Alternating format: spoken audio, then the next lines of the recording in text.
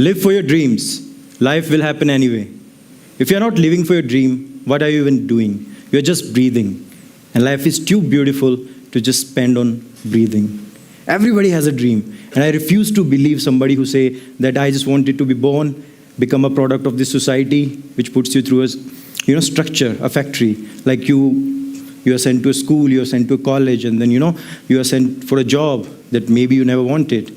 And then you spend all your life in that, and you have lived their life as a product of their factory.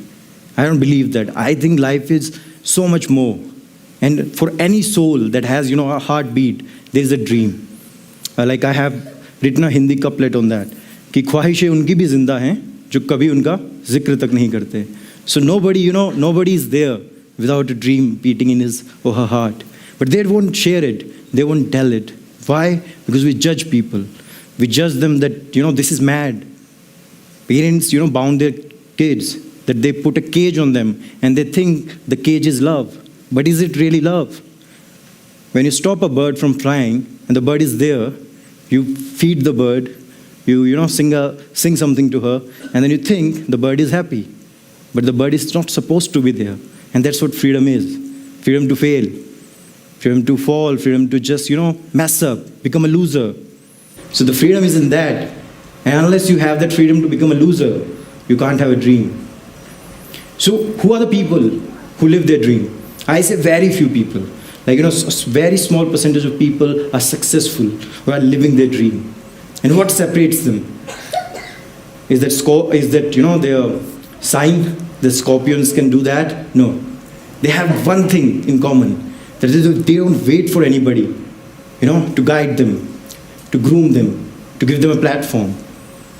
They don't wait for somebody to give them a sky. They carve it out of the earth with their own bare hands. And when that happens, it can't happen with normal eyes. You have to have stars in your eyes. And if you have stars in your eyes, then you can look at this universe, and the whole universe will sparkle for you. Up above, it will be a sky, all dark, all bare. But if you stare at the stars, then the night isn't dark. It's still filled with light. So you have to have that perspective. And they say that do this, do that, and you will have a successful life, stable life. Parents quote this a lot, stable life. Get a government job, do engineering, become a doctor. But is it? Nobody becomes a star like that. To become a star, you have to burn like a star. You have to burn in your own hell. And what is that hell?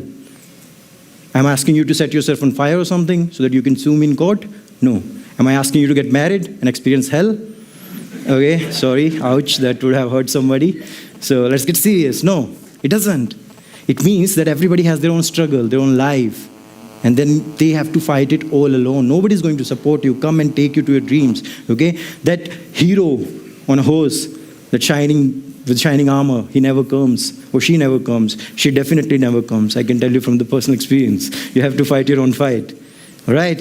So this is the thing. And the most bizarre thing that I hear is that since I couldn't bloom in school, I couldn't bloom in college, and I still don't know, I have no talent till I'm 30, so you're finished. You are destined to live a job and then retire as a married, happy person. Is it really happy? Is it really happy for you? Did you always want to do that? No. So what is that keeps you going, that keeps you alive, that keeps you beating? Like for me, it was like I had no talent in school. I had no talent in college. So in my school time and college, I remember people with guitar, boys with the guitar, they used to get the girl. I couldn't play the guitar. I didn't have any artistic ability. Now it is about getting a DSLR and editing pics for girl and getting the girlfriend. Back then it was guitar. So, I didn't have any talent. But now I'm a writer. So you must think that, every writer starts at school or college writing on the back of their diary. But what I did in my childhood was, I drew on my diary. What I drew a hut, a tree, mountain, and the best part, surprising, a river through it. So, I was damn talented, damn innovative since my school days. So I never wrote any diary. At 22, I realized I could write. At 22. By that time, I was already a loser who didn't have any talent. But it took me 22 years to realize that I could write. Now you will think like apple fell on head, right? It became a law of gravity. So the law of writing is that you had a heartbreak and you become a writer, right? So everybody thinks that.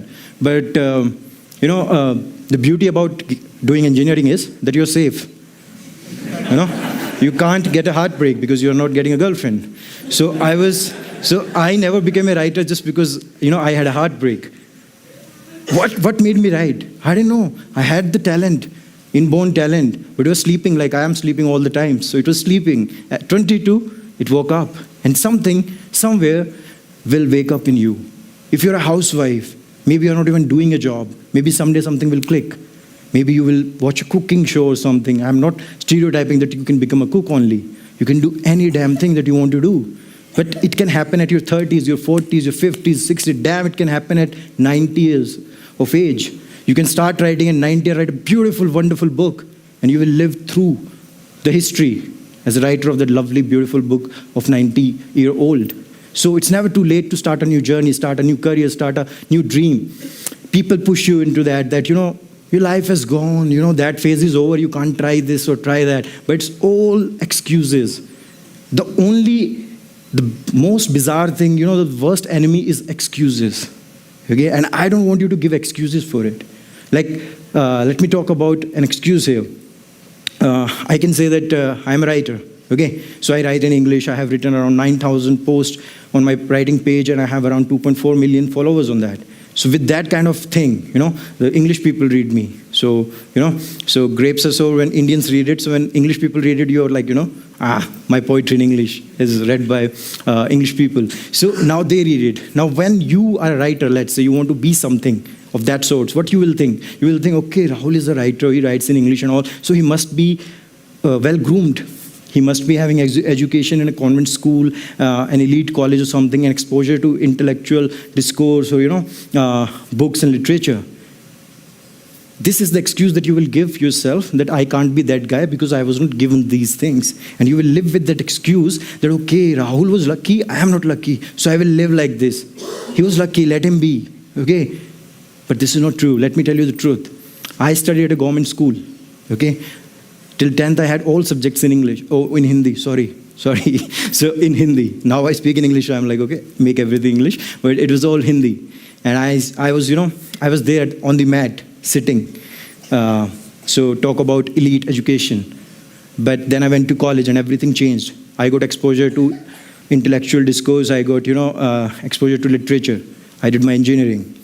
And as you know, in engineering, it enhances your linguistic skills a lot. It multiplies your language skills by -2. So you enter an engineer college with an essay of my essay on cow. And after 4 years, your English so damn good, you say, my cow on the essay. So that's how my grooming happened. That's how you can say that, education helped me become that. But I wanted to learn. I wanted to, educate myself, make myself, let's say, speak well or learn the language. How I did it. Now the second part, you have a dream, you have recognized you have a dream. Now how to go about it? You wait for somebody to guide you, to train you, to enroll into something or get you some mentor who can mold you into that zone. I never did that. I learned English on my own. I watched English movies, I read out a newspaper, I heard English commentary of cricket. Okay, so I used to stand in front of the mirror. I didn't have that mirror, front videos, cameras at my time. So I did it in front of the mirror. I stood there and spoke like, okay, so the wicket looks good and the crowd is here. I look damn stupid, but I learned the language on my own, without anything. So the geo network that you have now, the internet that you have now, and if you still say that I can't learn this because I don't have the resources, then you're a damn fool. Trust me, you are. So geo is not just for making TikTok videos. The revolution of, let's not go there, what kind of revolution, but don't just use it for TikTok. Use it for enhancing yourself. So that's the excuse we give ourselves. The second thing, okay? The second thing is that somebody will come and support you. So when I decided that I could write at 22, I used to post on my personal Facebook profile with 197 friends, 1 or 2 Hindi poetry. And as you know, friends are there to support you, right? If you have friends, they will support you, they will take you along. So on each post, I used to get 1 like on an average. and a dozen comments in beautiful flowery language that I can't even tell you right now. So that's how friends are. That's how they support you. But for 5 years, I wrote with that encouragement. I wrote with that support. So if you're waiting for somebody to support you, to, egg you on, your mom will say, oh my God, my baby, my baby. But even your mom after a while will be like, my baby, my baby. Because, it's your dream. It's your dream. Don't blame your mom. They can't see it. They can't feel it. Why? Because she doesn't have that dream in her veins. It's in your veins, right? It's that personal.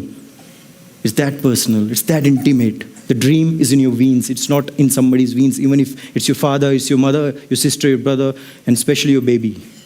It's not there. It's all yours. So focus on your dream. Don't wait for the support to arrive. My best friend blocked me, and I love the guy. I still love the guy. He's my brother. But even my best friend blocked me because I was spamming his profile through my writing. So if you're waiting for somebody to support you, you're stupid. You're blind. You're living in a fool's world. Okay? The second excuse that we give ourselves is that, I don't have the time. Maximum people here, I don't have the time. Because you scroll memes all day. That's why you don't have the time. You start at night at 11 and then you scroll through 12. And if I ask you what you did, ha ha ha, lol. That's all that you do. So time, how I got time. I started my page 3 years back. And I did that with a job, okay? I had 3 hours of traveling time daily. I had 8 hours job, 11 hours daily gone in that job. But I still made my page in that. I still made it. People told me you can't do it all alone. People have a team of moderators, writers, and admins and curators and everything, editors. How you can do it all alone? How you can write from every perspective? These were excuses that could have stopped me. That could have made me sit down and say, I give up. But I didn't give up. I said, I take it as a challenge. If I am a writer, if I call myself a creative person, writer, artist, then to hell with me if I can't write from a perspective of 1,000 people. So I have written 9,000 posts all alone, covering everything. And I did it all alone. At night at 3 or 4, okay, I used to just spend replying to people, comments and all. I used to do that then. Now I don't get time to reply to messages. I used to reply for 2 years I did that. And for 3 and 4, you do that. How can you do that? Unless and until you're passionate about it. And how does the passion come? Passion doesn't come like, okay, I have decided this is my dream. No, this is not your dream. This is just a goal. You saw something, you want to be something, and you want it right now. In the age of social media, we look at something and we want it. But it's not there. It's not there. The dream is too big, too passionate. Like for a guy, okay? So like every guy you ask what you want to be after education, they will tell you I want to be an engineer, doctor or something. And then, beautiful things, astronaut for some evolved folks. But in reality, every guy just wants to be a boyfriend, right? So I wanted to be a boyfriend. So let's say when I make my page, I can imagine that, girls will send me friend request, so sweet. All the beautiful girls will send me friend request. The girls who refused my friend request, cancel, they will send it. And it happened. It happened, okay? And that's a beautiful part of it. Like the kid in me will always be happy with that only. But but when I made my page, one night before that, I didn't sleep the whole night. What did I do? Did I think about girls, cars and everything? No. Money? No. I spent it that one day my writing will touch the life of a older woman, okay? Let's say a lady, a grandma, and her son, and she had a fight over something, and her son left her, and her son read my post, long post or something, and he went back to his mother, and they passed up. And I thought maybe one day I will be on stage conducting a session or something, and I will be on stage, she will be there, she will be telling me this story. Whole night I thought about it. Will she cry when she says it? Will I cry when I hear her? Will I go there and touch her feet, left hand, right hand? Will I cry too? I spent the whole night thinking about how my dream, when it comes to picture, how will things change for me?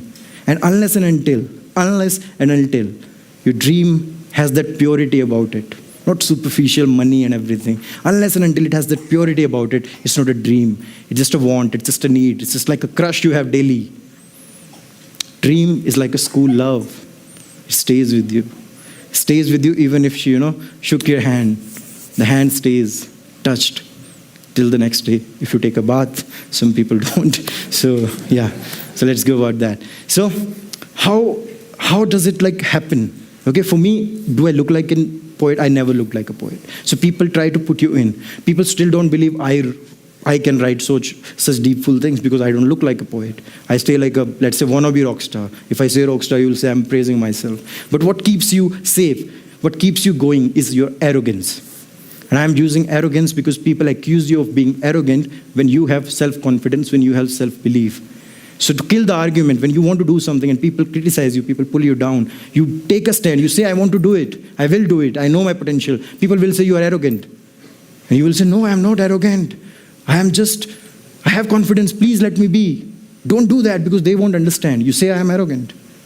But I am arrogant about my craft, about my art, not about me as a person. So don't become an arrogant person, but become arrogant about your craft, because that thing will become a shield for you from the people who want to pull you down, who want to stab you with their perfect, positive feedback. People are jealous of you. They will put a knife in you and say it is a positive feedback to murder your dream. What do you do? Arrogance. No, you can't kill it because I'm arrogant. Let me give you an example. Let's say if there's a poetry competition between me and the biggest poet. Let's say we have Gulzar Sahab over here, and if we are given a topic and to write a poetry about it in 2 minutes, and I had to put them, and then they will give the poetry to you anonymously, you won't know who wrote what, you will put a mark. Who will win? I will put the whole money I have on me that I will win. What's the point of competing if you don't expect to win from the best or from the God even? What's the point? So I am arrogant? Yeah. But will I sit next to Gulzar Sahab? No. I will sit at his feet because that's where I belong. I'm not an arrogant person. He's too big a man for me to even stand or sit next to. So please dream big. Please dream big. Please go for the stars. The stars are there. The sky is there. It's just waiting for you. It's just waiting for you. Drop your baby, cut off the phone, delete negative people, focus on your energy, and you can reach for the stars. Auqat, auqat is a word that I use a lot, and you make your own auqat. Not your father, his money, his reputation, nothing. It's all about your heart, the fight in you, the fire in you. And who douses that fire? When we let people define what is our auqat, what we are. So don't let that happen. It's your world, it's your universe. If you think like that, everything falls into place. So thank you and dream on.